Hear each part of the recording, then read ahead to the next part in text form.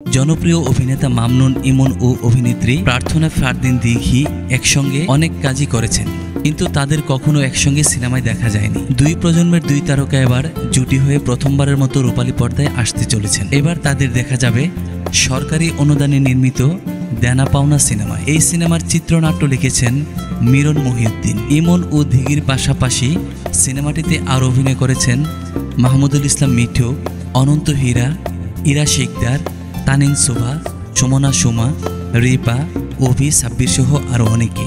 বিশ্বকবি রবীন্দ্রনাথ ঠাকুরের ছোট গল্প দেনা পাওনা অবলম্বনে সিনেমাটি পরিচালনা করেছেন সাদিক সিদ্দিকী। তিনি আগেই জানিয়েছিলেন নিরুপমা চরিত্রে অভিনয় করবেন সুব্রত কন্যা দিঘি। এবার যুক্ত হলেন অভিনেতা ইমন।